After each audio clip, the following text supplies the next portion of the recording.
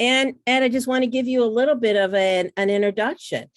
We were so happy that you were at Legacy Lakeside back in the day. We loved your presentation, and what a great way to start off our year. Edmund Case is president of the Center for Radically Inclusive Judaism, a graduate of Yale and Harvard Law School. He practiced law for 22 years. Then in 1999, earned a master's degree in Jewish communal service from the Hornstein program at Brandeis University. I think everyone, master's in Jewish communal service, that's a great degree. He was formerly the founder of Interfaith Families, now 18 Doors, and he's here to talk with us today and answer some questions at the end. And we just can't wait to hear from you. Thanks, Vanessa. Thanks very much, and thank you all for coming. I'm going to try to share my screen.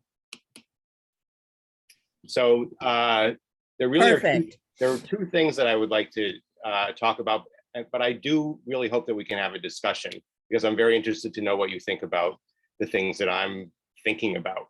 I thought I would go through a few slides on a presentation that I made back in May about the Pew report when it came out, very focused on issues about engaging interfaith families.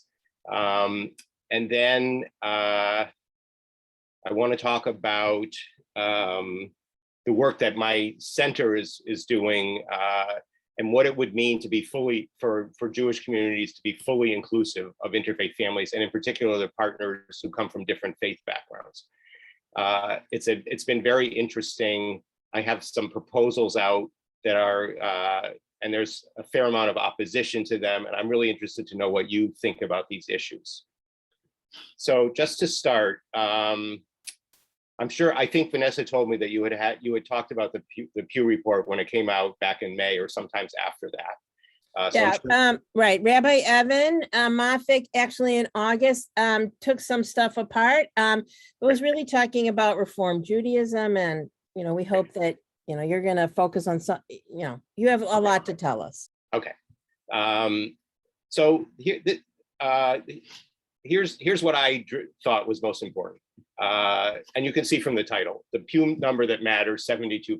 So the rate of interfaith marriage among non-Orthodox Jews is 72%, and that was the same rate reported in 2013. And that is it like goes without saying, there's a huge amount of interfaith marriage among non-Orthodox Jews. Something that people don't focus on so much is that that is the rate of individuals who intermarried. And it's kind of an interesting happening that because the couples rate of interfaith marriage is higher than the individual rate. And that is because if you have a pool of Jews, of individual Jews, and some of them marry other Jews, they marry each other. But the Jews who marry people who aren't Jewish, they're marrying people outside of that pool. And as a result, the number of couples that are formed, there are more interfaith couples formed than in-married couples. I've talked with the people who wrote the Pew report at length about this, and they can't calculate a figure, but it's more than 72%. And I think it's safe to say it's 80% actually. So if you think about it, 80% or maybe more of the new couples that are being formed are interfaith couples. So, I mean, anyone who cares about liberal Jewish experience continuing in the future, it's essential to engage interfaith couples. And also the percentage of people whose parents are intermarried are also intermarrying at a higher rate than others. That rate is 82%. So this is going to continue in the future. I don't want to dwell on this, but it is a feature of more diversity in the Jewish community in general. So 88% of all Jews identify as straight, but among younger people, it's 75%. And 8% of all Jews identify as other than white, non-Hispanic whites. But younger people, it's 15%. So there is increased diversity in our community as well. Now, what I'm really interested in is why do interfaith couples engage or not engage in Jewish life? That is the thing that I'm most concerned about. And I wish that someone would do a study that asks exactly that and come up with really good information. So the Pew Report did not ask that question. The closest thing it asked is, it asked how often people went to religious services. And if people did not go more than a few times a year, it then asked them why. And it suggested answers. And there were two sets of reasons, I think, that are worth talking about. The first one is people said, I don't think I know enough to participate. And the second one is people said they felt pressured to do more, or they don't feel welcome, or they were treated like they don't belong. So if you want to do something to try to engage more interfaith families, and you want to focus on the I don't know enough, you can, and this is not my main area of interest, but you can think about things to do.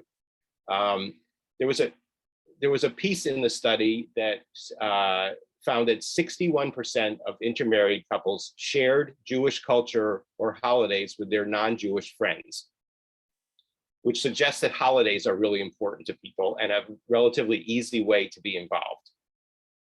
There was another figure that found that 45% of intermarried couples held or attended a Seder in the last year, compared to 86% of in-married couples. So people who are in the business of engaging interfaith families might focus on holidays, and they might think of a big campaign to invite interfaith families to Seders as one example of a way to address that. But as I said, that's not really my focus. My focus is on the second set of reasons.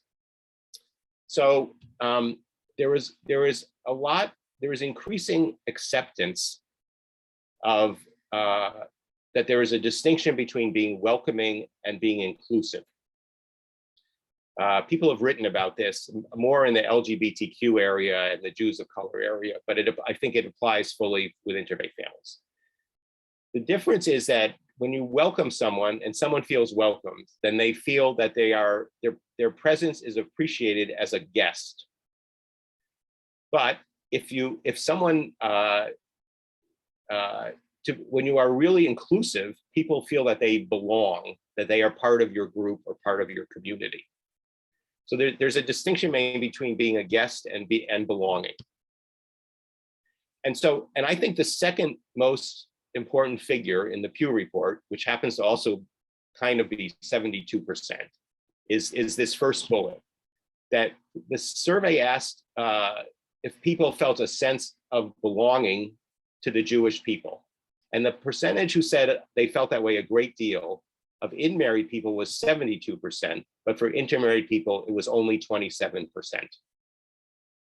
So intermarried people don't feel a sense of belonging to the Jewish people a great deal, or nearly as much as in-married people.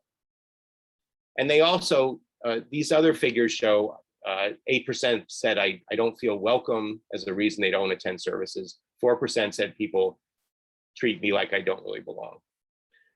Now, the last point is it's the Maurice and I don't know the other name, Cohen Center for Modern Jewish Studies at Brandeis University. So they do local Jewish community studies. They've done, I think, 15 since the first Pew Report came out. They're doing one of Chicago. I'm not sure of the status of it, but it's within the next year or two, it probably will come out. And they ask a lot of detailed questions. And I have analyzed all of those 15 reports. And at the end of these slides, and I think Vanessa has it, there's a link to a paper that I wrote about this. And my conclusion is that the local studies show that intermarried people say they feel less welcome, less a part of their Jewish communities than in-married people do. And a significant segment have a persistent feeling of being other. So the question is, what can you do? What can we do about that? I think the most important thing or the fundamental thing is the attitudes that people have about interfaith marriage, and what attitudes they express. And I think that things have gotten a lot better. I mean, I've been involved in this work for 22 years now, and I will say that I think that there is a much more welcoming, and there is more inclusivity and more interest in that, and that has happened over time. I think it's interesting. This recent Pew report found that only 22% of Jews said that it was very important that their grandchildren marry other Jews. I mean, I think that is, I think that's an important figure, because in past days, of course, there were many more people who would have said that that was very important. I think it's an increasing recognition that many interfaith couples are engaged Jewishly, and it doesn't. And if someone marries someone who isn't Jewish, it doesn't mean that they necessarily won't be. Does that 22% include Orthodox, or is that from the liberal Jewish communities? I'd have to check to be sure, but I think it's all. I think that was all. I'm sure in the Orthodox community it would be high. That figure would be much higher. I'd have to check that though, Vanessa. You do still see messages that come out that suggest that interfaith relationships are suboptimal, is the word that someone once suggested that I use, and that partners from different faith backgrounds are undesirable. I mean, the Birthright Israel program is kind of famous for coming out with studies that show the great results of going on a birthright trip, and the one that they tend to feature is that fewer participants on Birthright Israel trips intermarry, and yet they, as the rates of interfaith marriage show, if they want to have more people go on Birthright Israel trips, they're going to have to get children of interfaith families, and I think that children of interfaith families are going to be somewhat reluctant, I think, or they're not going to be encouraged if they think the goal is that they won't do what their parents did. So there still are expressions of negative attitudes, although it has gotten much better. The thing that I'm really particularly interested in is policies about participation of interfaith families, and in particular, the partners from different faith backgrounds. Now, from the Pew study, what I thought was interesting, one is that there are there are a lot of patrilineal Jews. There are a lot of people who have Jewish fathers and not Jewish mothers. Right now, it's 23% of all Jews aged 18 to 29. And that figure will probably increase as years go on. I mean, this is not an issue in the Reform movement, although I think there probably are people in the Reform movement who still have in the back of their minds, well, if your mother's not Jewish, you're not really Jewish. But I mean, officially, it's not a problem, but it's certainly an issue for the conservative movement, and of course, the Orthodox, who don't recognize patrilineality. It also was interesting, this Pew report did ask about how people felt about rabbis officiating at weddings, and 64% of all Jews, that included Orthodox, and 80%, well, I'm not sure about that, sorry. I'm not sure about that, I'd have to check. But 80% of intermarried Jews supported rabbis officiating at weddings of interfaith couples. It just shows that an inclusive policy like that in practice is something that is important to interfaith couples. And there are other policies that I would like to talk about that I think raise that issue. When I have spoken about these issues in various places, the first reaction of a lot of people is, well, aren't Reformed congregations inclusive? And it is certainly true that Reformed congregations, by and large, are more inclusive than others, certainly than the conservative movement, probably about the same as Reconstructionists. And there are also these emerging spiritual communities that are developing, like Mishkan in Chicago, which and I've done surveys of all of those congregations, and they're close to each other. But what I would say about that is that I mean, the bottom line of it is that only 13% of intermarried couples live in a household where someone is a synagogue member, compared to 60% of in-married couples. So if Reformed congregations were really inclusive, and if being inclusive were really important to interfaith couples being involved, then that isn't working out so well now. The numbers that are involved are not that high. That number is both a scary number and an aha moment for me. And I know, I don't know if you're going to get into how do we get them, but that's just a fascinating number because although this year we have a lot of new members, we have 70 new members as of Friday, probably more as of today. But it'd be interesting to take a look and survey our congregation.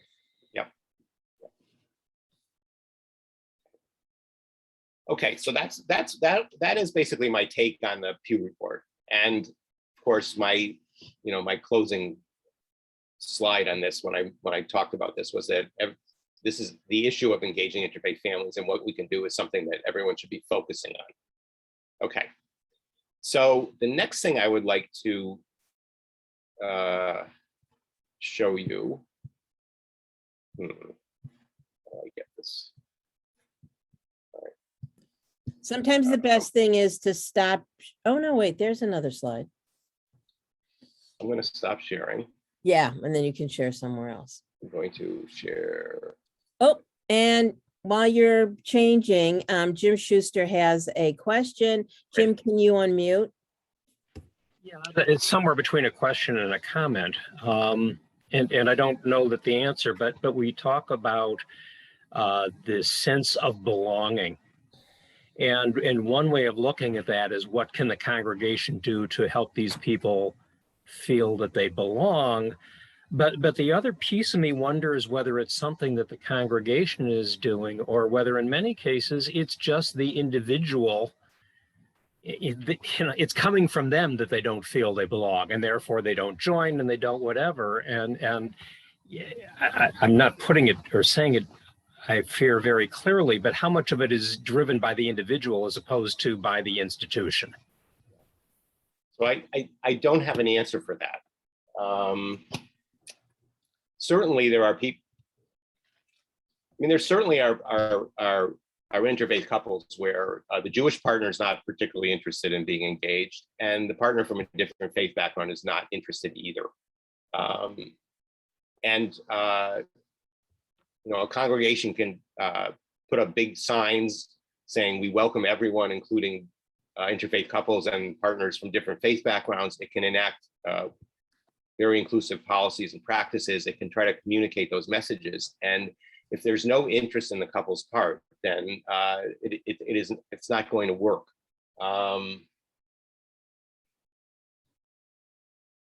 The fact that there is some data that suggests that interfaith couples, and in particular the partners from different faith backgrounds, don't feel that they belong, don't feel welcomed, report these very negative experiences that they've had, suggests that if that didn't happen, that we might see a different result.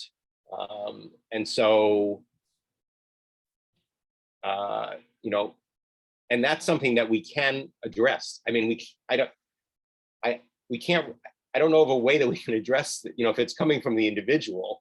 I don't know that we can address it other than talk about it a lot, communicate, and if a message gets through, it gets through. I mean, I think part of it is that the reality is that in most cases, you wouldn't, the average congregant, in terms of welcoming people in or whatever, wouldn't know whether the partner in in that household was or wasn't Jewish. I can't walk through our synagogue and tell you who is or isn't Jewish. Haven't a clue in most cases. Right.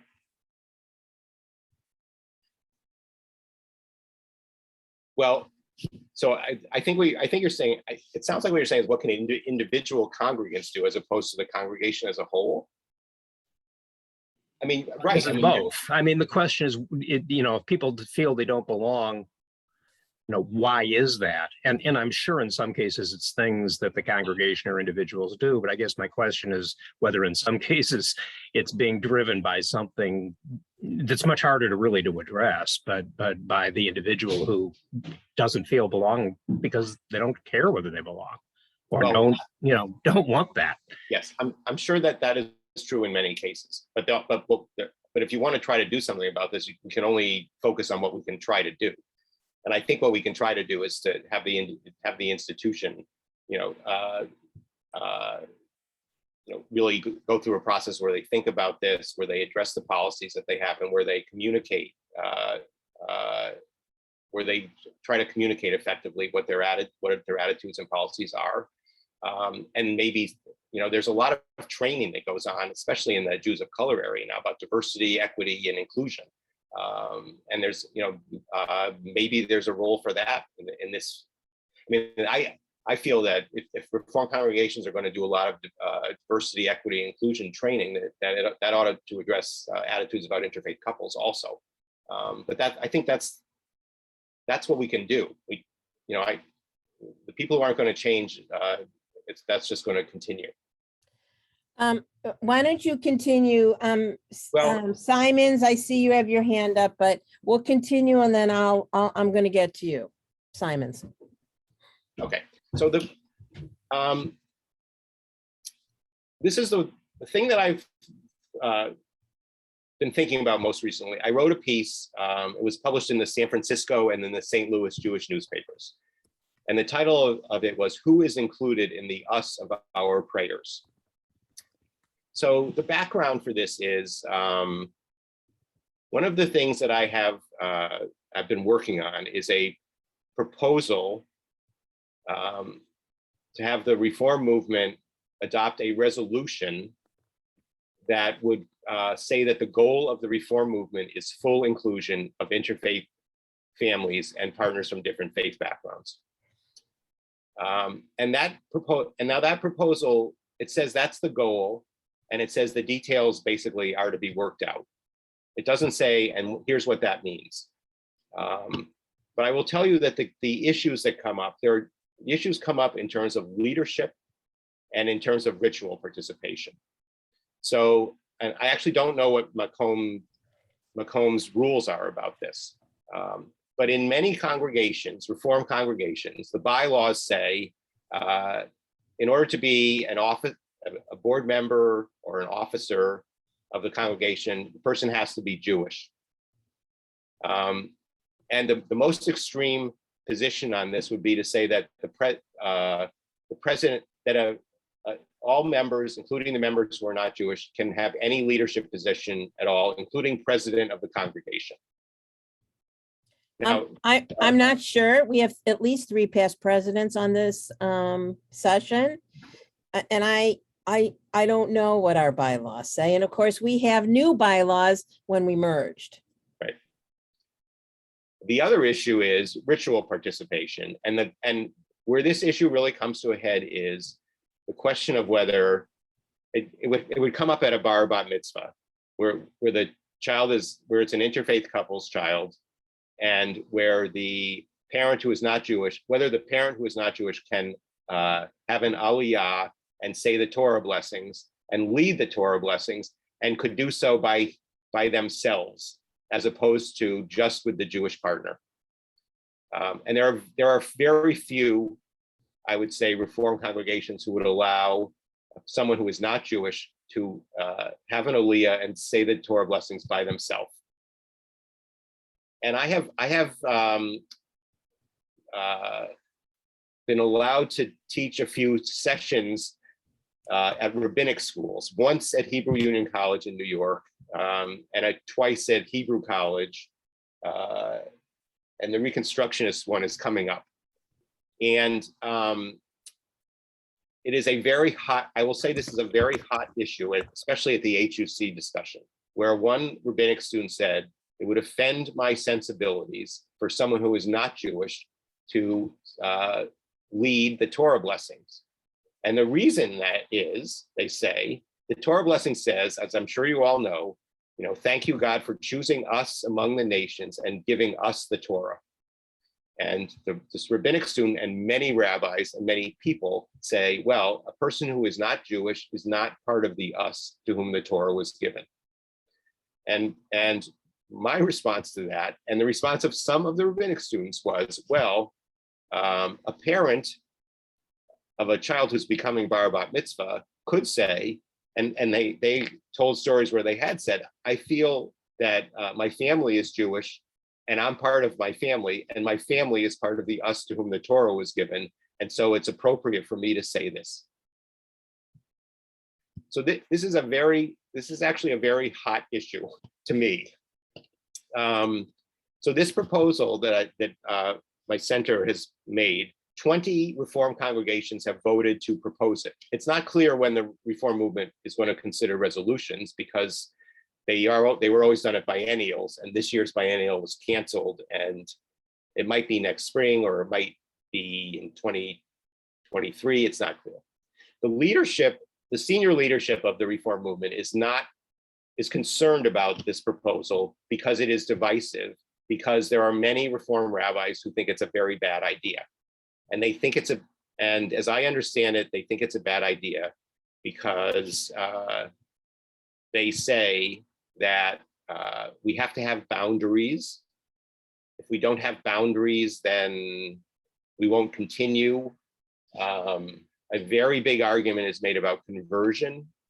A lot of the opposition to this idea is that if someone who is not Jewish can do everything that a Jewish person can do, then why would anyone convert? So I got a little ahead of myself. That's kind of the issue that I'm interested in knowing what people's reactions are. But I thought it was really interesting to me, this Yom Kippur. So what I'm sharing is it's the end of the Kol Nidre prayer in the new Reform, or the relatively new Reform prayer book. I never noticed this before this year. And I'm not a rabbi, and I don't know how the prayers are put together, and I don't know, but it's this really important moment, and you turn the page, and it says, it refers to the entire community of Israel and the stranger who lives in their midst, all have gone astray.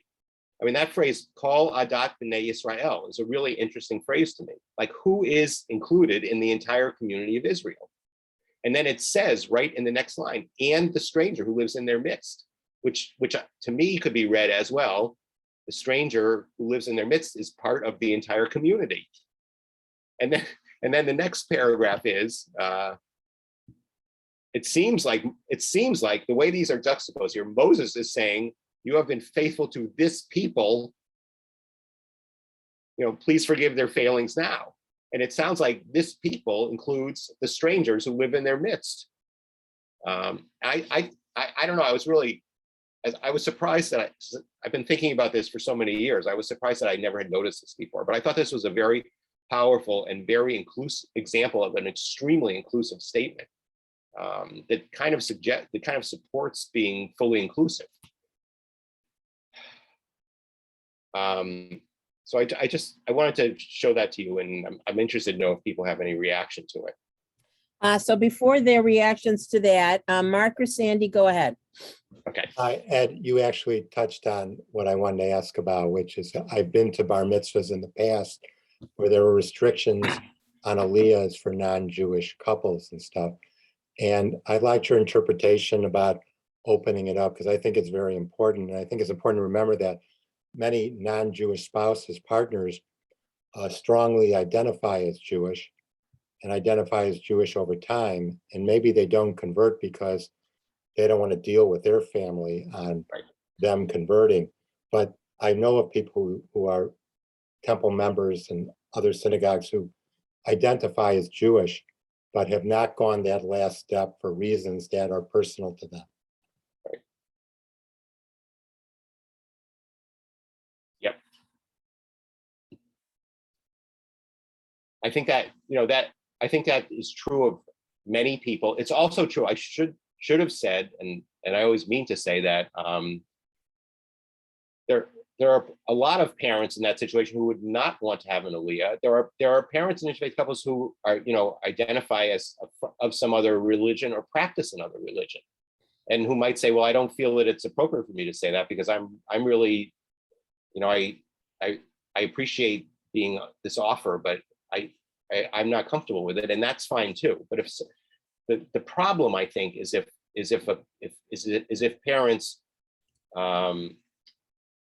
actually, no matter how they identify, if they want to participate and they have participated to the extent of raising their child to the point of becoming bar mitzvah, to be told, no, you can't do this, or well, you can say this if your partner says it too, that makes it okay.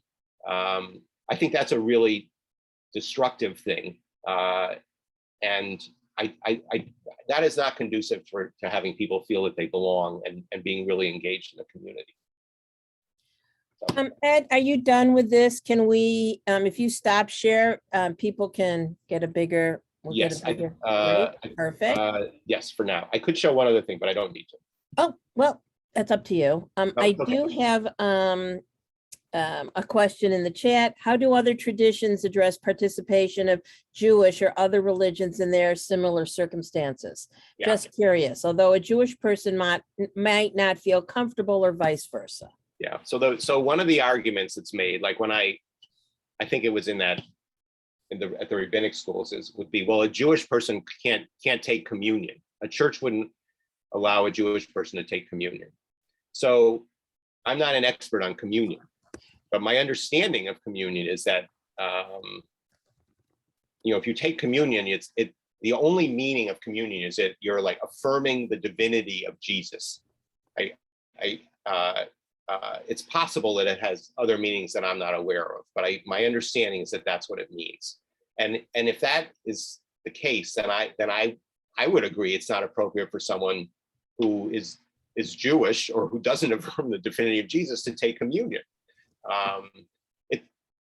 But as I said, the meaning of the Torah blessings it's a question of what does the Torah blessing mean.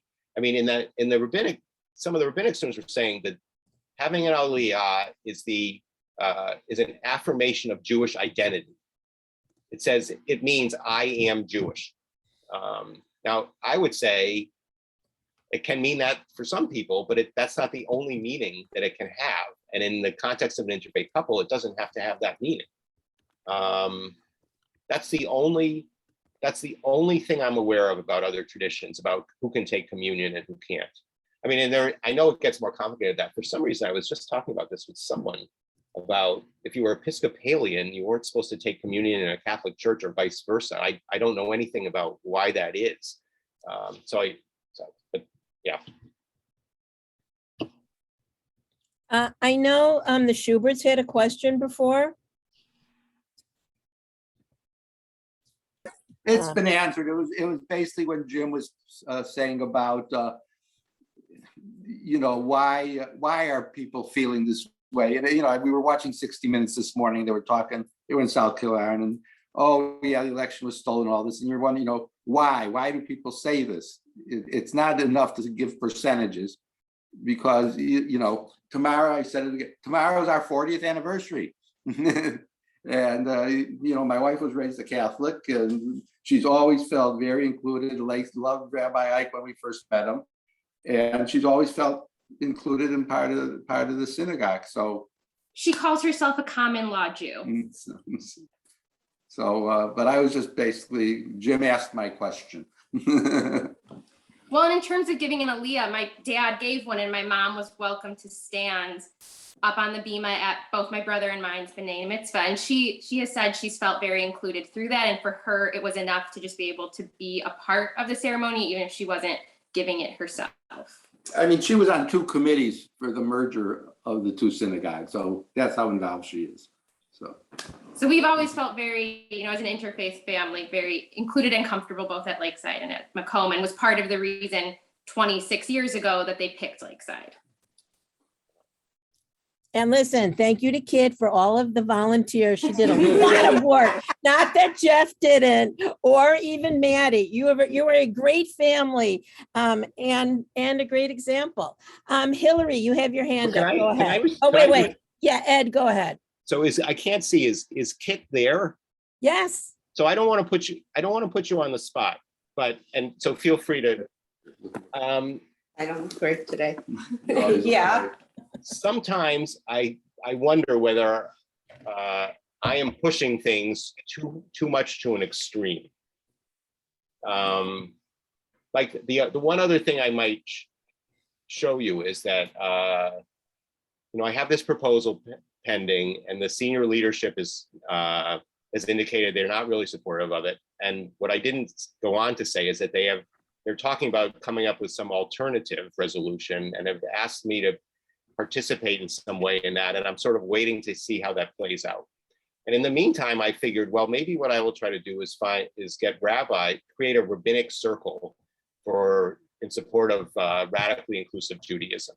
And I came up with some principles for what does it mean to be radically inclusive? And one of the principles is that there wouldn't be restrictions on ritual participation and leadership positions available to partners from different faith backgrounds, where partners are not officially Jewish. And I have two versions of that principle. One is they could even be the temple president, or they could have an Aliyah by themselves. And I have another version that just says, well, there won't be restrictions, and it leaves it vague. And some people have said to me, you're pushing this too far. It's not necessary to allow someone who's not officially Jewish to have an Aliyah by themselves. And I think that sort of it's partly a matter of logic. I don't understand how you can say, well, we're going to treat people equally, but we're not going to allow that. And that partly, I think it's based on, it must be my experience or experience of a lot of other people I've heard from, that if that is the policy and it's known, that it's deterring to people. And I wondered, so that's a long wind up. Before I can to ask you, I mean, if I'm not sure exactly how to put the question.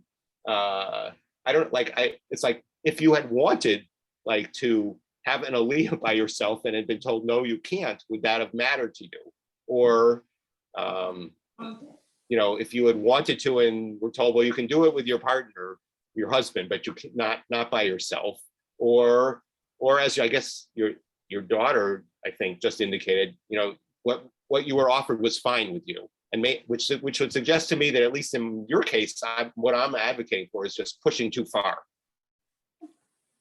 Well, I have a feeling that my thoughts about it might be a little outdated, because of how long I've been involved at the temple. And I was very comfortable. I stood next to my husband on the bima. I remember looking out at all the people who were there for our kids' b'nai mitzvahs, and that was the community we had created for them, and it included a lot of Catholic people. There were more Catholics at our There were more Catholics at their b'nai mitzvahs than there were Jews, but it was both. I was very comfortable.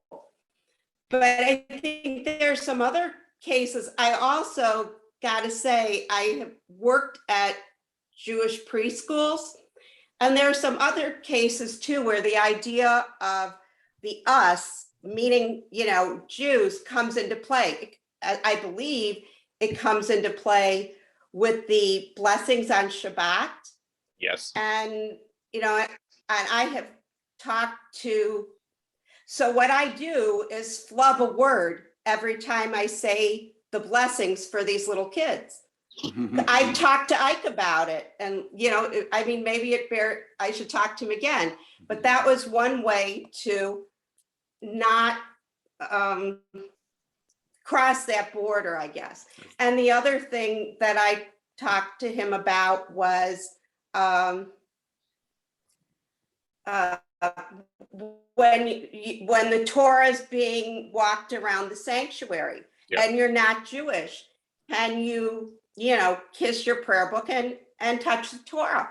And he said, yes, because it's just a sign of respect.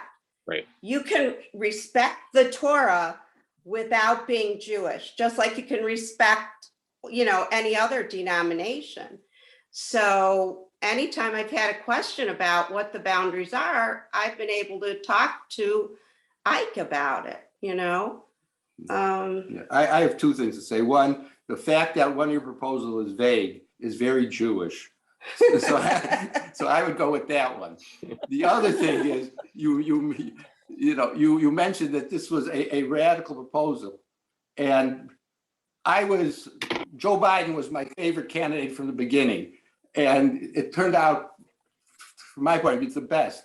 And all these the radical stuff and burning stuff, you got to get things done. What is the most important thing to do to make non-Jewish people more welcome? Is pushing this item the best thing you could do to make people feel more inclusive. Yep. And I would just say, instead of a radical proposal, how about a slightly left of center proposal?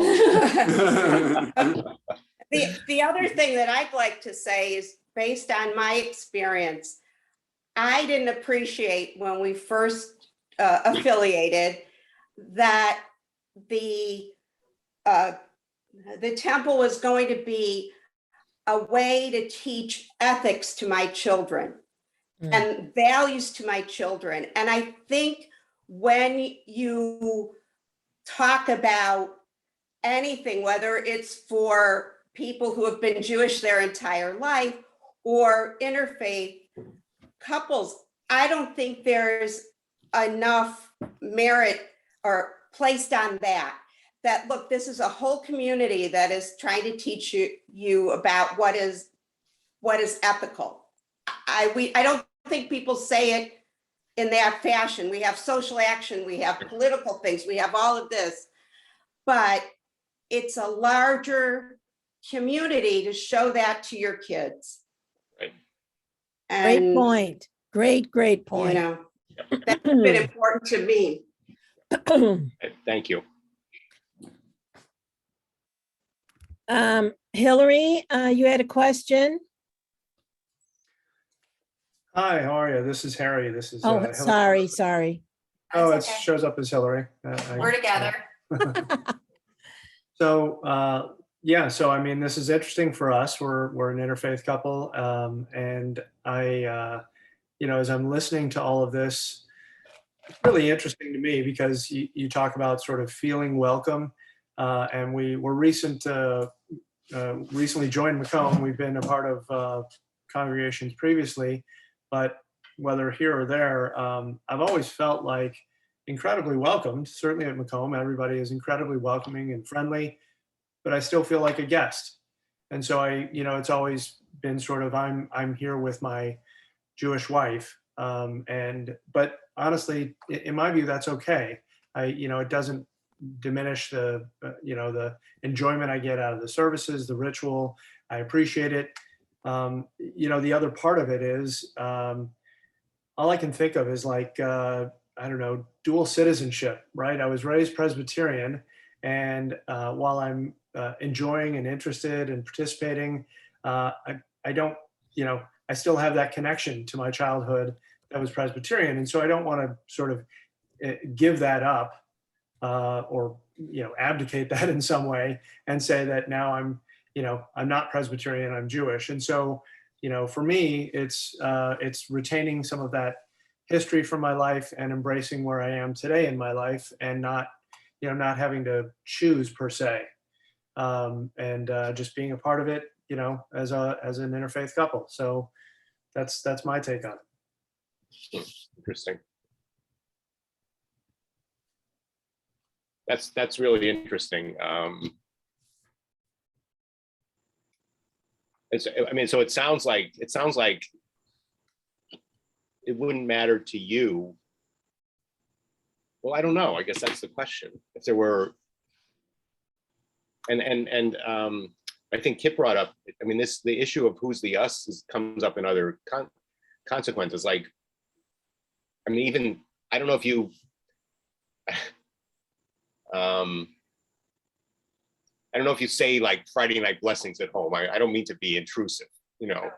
I mean, not every Friday, but frequently. So Okay, so are you I mean, I don't know if are you comfortable? You know, the Hebrew means that has the, you know, you made us, thank you God for making us holy and commanding us. I mean, I don't know if you've thought about it or if you're comfortable saying that. And then I don't know if, you know, if there were an occasion where people were doing that in the synagogue and you were said, oh, sorry, you can't do that in the synagogue because you're not Jewish.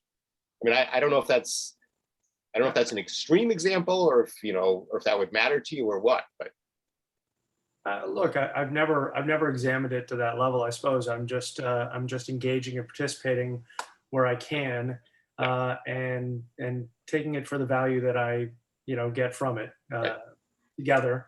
And so, you know, as far as I've been part of mitzvah services and readings, but I've never obviously done an aliyah. And honestly, I don't know if I'd feel comfortable. Not that I would feel uncomfortable, but I think that there are other people maybe in the family that would be more suited to it, if you want to view it that way. So it just because I don't have that background per se.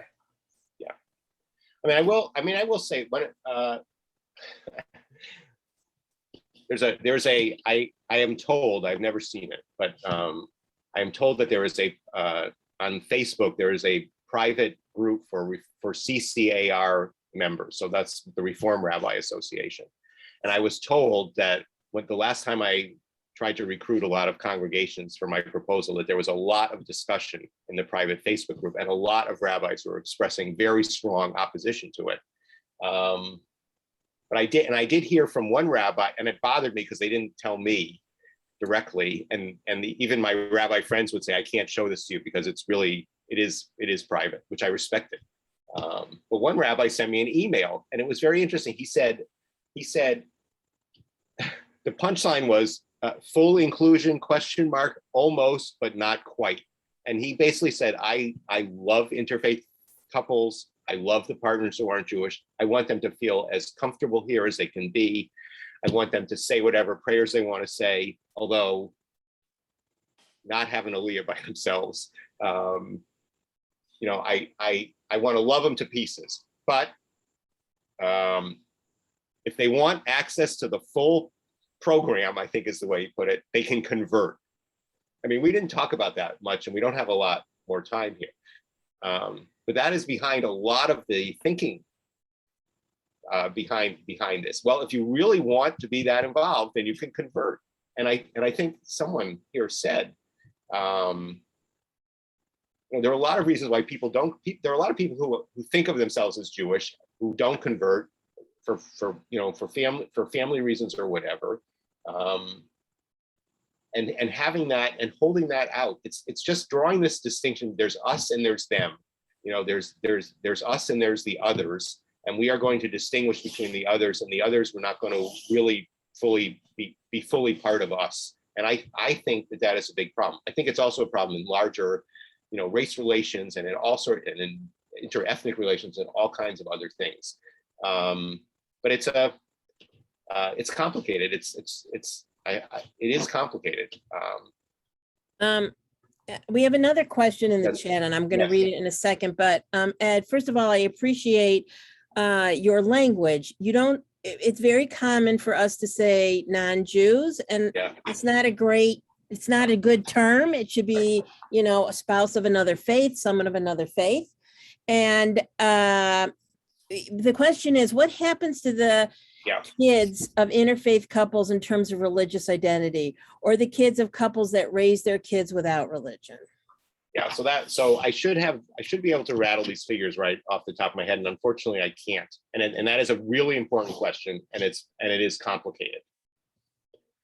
So the Pew report back in 2013, they came up with a distinction that they call Jews by religion and Jews of no religion, which I have a lot of trouble with because it was how they qualified people for the survey. They said, what is your religion? if a person said Jewish, then they were Jews by religion. It's 11 o'clock. Now, you know, as far as I'm concerned, that Okay, it's not Sorry, muted. go ahead. You know, as far as I'm concerned, a lot of people would say, what's your religion? I'm Jewish. And there's no indication of how observant they are, how practicing they are, anything about that. But they are Jews by religion. And then if someone did not say Jewish, they got more questions. And it was something like, do you consider yourself Jewish in any way? And what they're thinking about is culturally, basically culturally. And if you said yes to that, then you were a Jew of no religion. And then they did a lot of their results are reported in terms of Jews by religion and Jews of no religion. So I'm sorry I don't have this. I'm embarrassed to not have this on the top of my head. But the percentage of children of in-married couples who say they're raising their children Jewish by religion is extremely high. It's in the 90%. Okay. The percentage of interfaith couples who say they are raising their children as Jews by religion, I think it's 38%. It might be 28%. It's around there. The percent of interfaith couples who say they're raising their children as Jews but not by religion is another, again, I'm sorry I don't have it. And then there's one more category where people say they're raising their children as Jewish and something else. And the total of those three categories is 69%. That I remember for sure.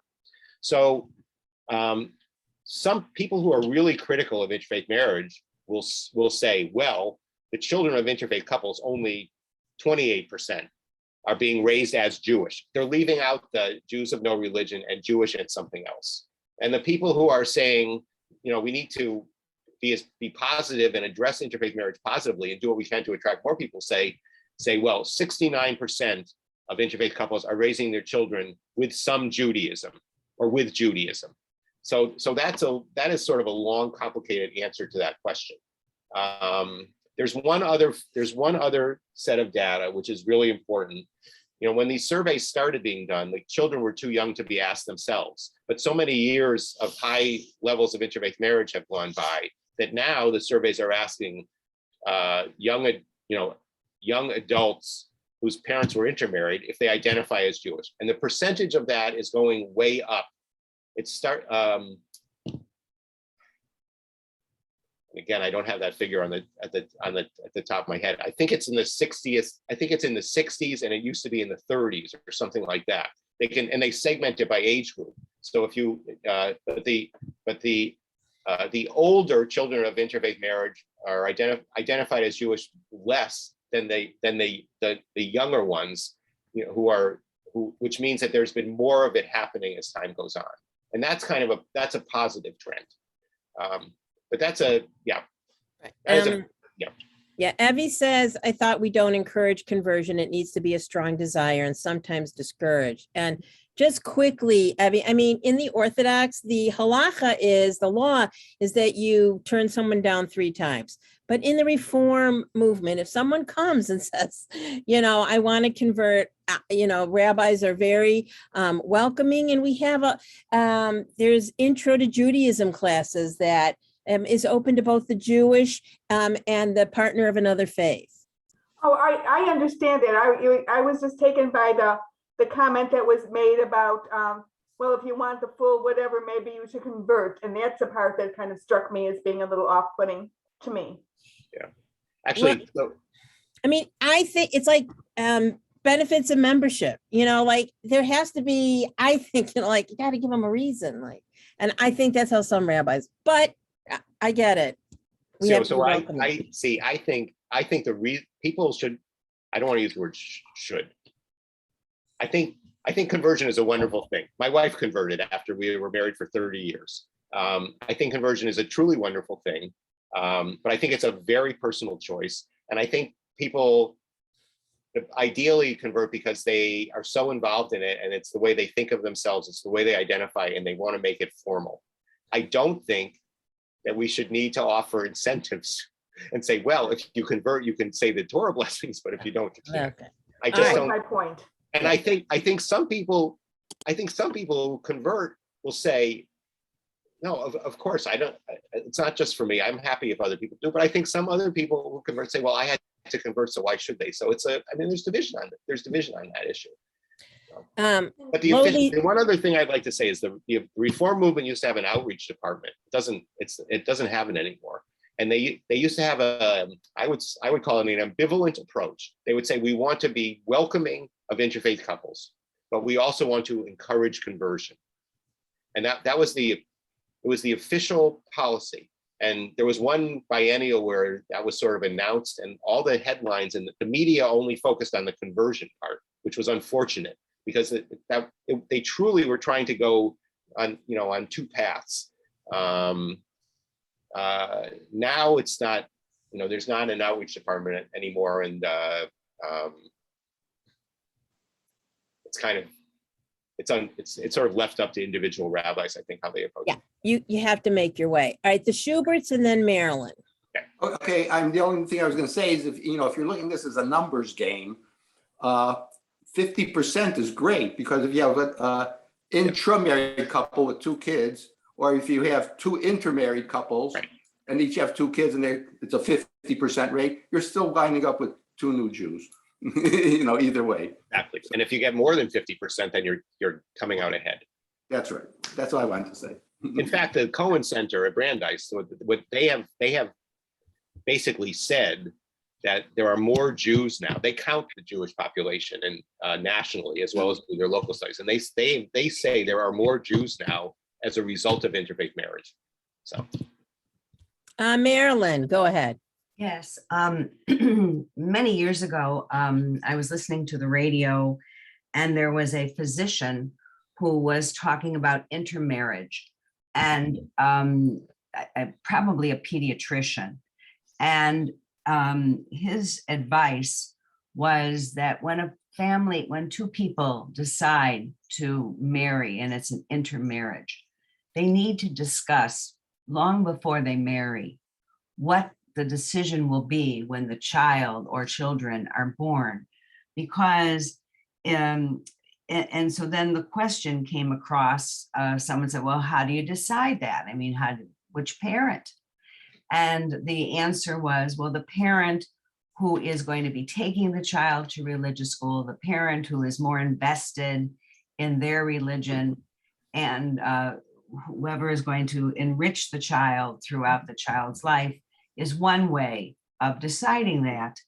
And then another question came through, and the doctor said, it's unfair to raise a child without some kind of identity from the get-go, because eventually when the child has to choose, they have to choose one over the other and offend one side of the family or the other. And I thought that was good advice. And I thought that it's something that stayed with me. It's a little off of the subject, but it's something I thought was valuable to share. No, I actually agree with that, although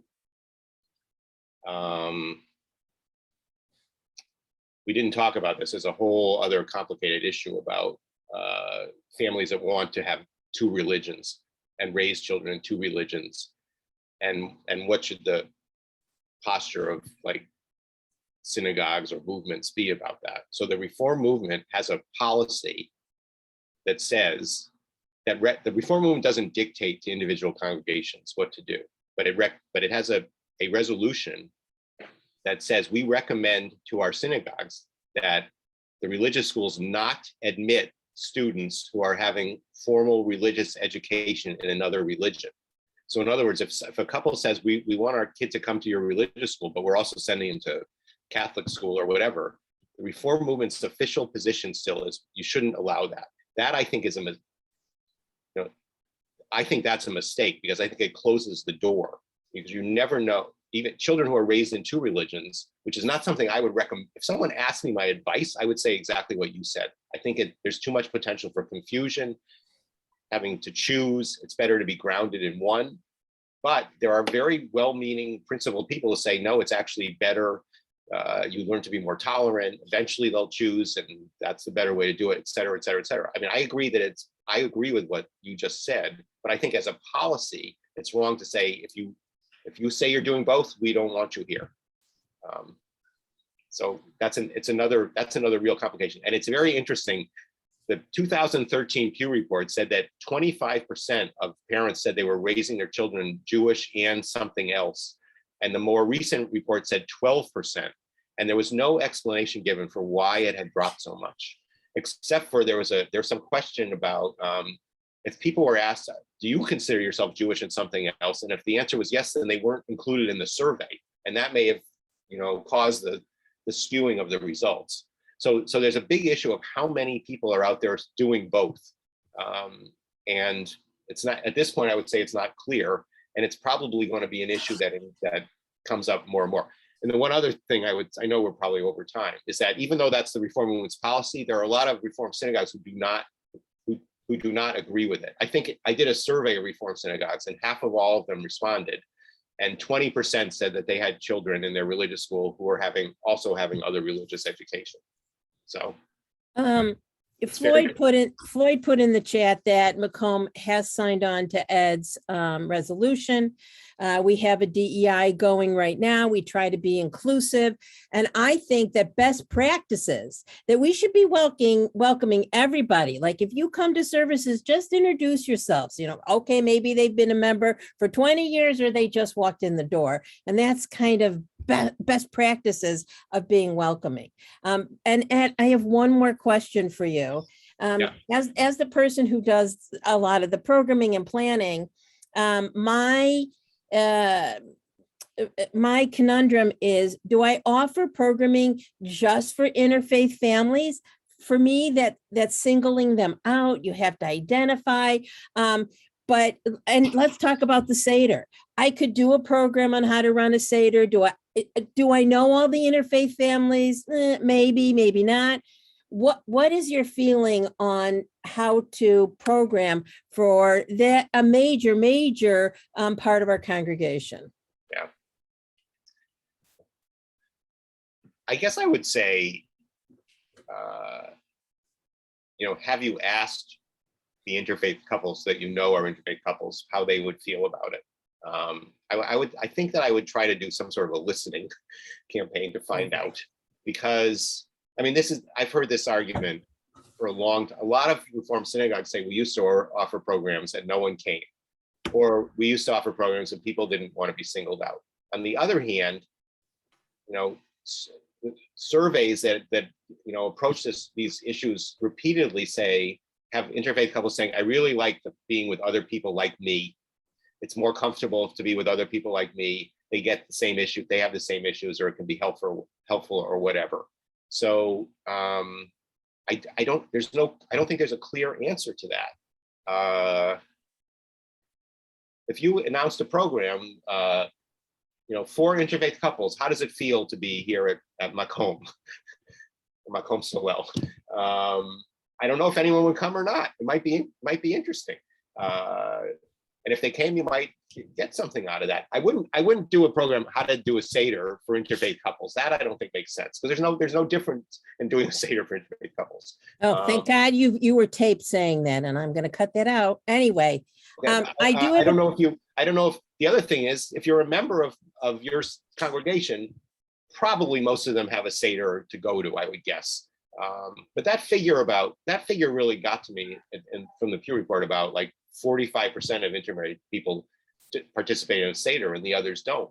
I think a Seder is a great introduction, but I think that's more like looking for people out in the community who aren't connected. Can we invite them? Which is a more complicated thing. Yeah. But I don't know. We have one more question. Hubie, go ahead. Mine is more of a comment on the amount of data that you presented. I thought we're trying to get the Jews to be more inclusive.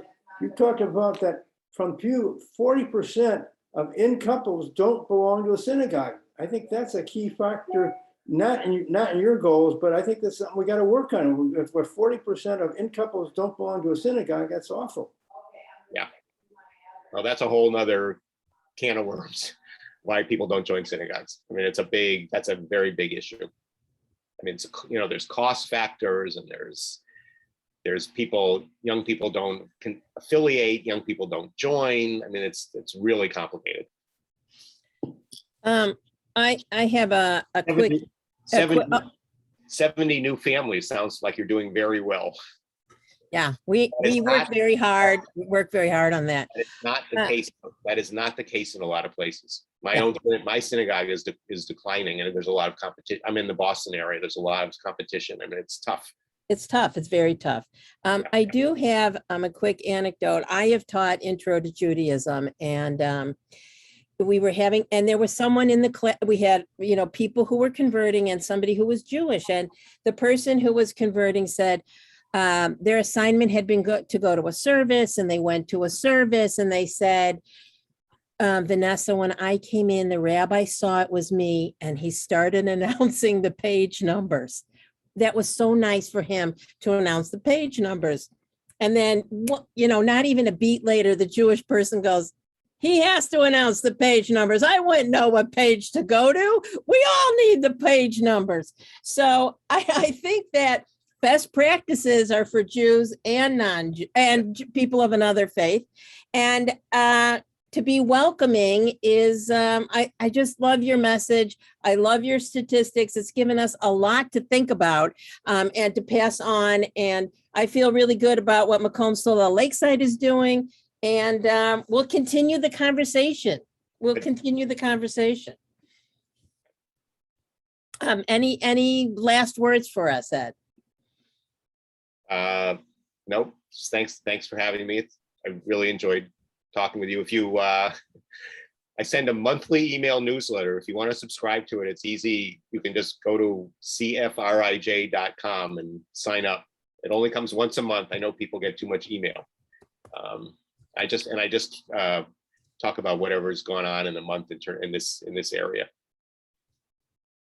All right, we're going to go. We will look for that, and I'll try to find it and put it in some of our communication out. Ed, we can't thank you enough. Thank you, everybody. Thanks for your thoughtful questions. We'll see you this week. As always, if you have any questions of how to do things and what's happening, please give me a call. It's great to see you on Zoom, and hope to see you either at Friday night services or the things that we have coming up that are in person. Thank you, everybody. Have a good morning. Bye-bye.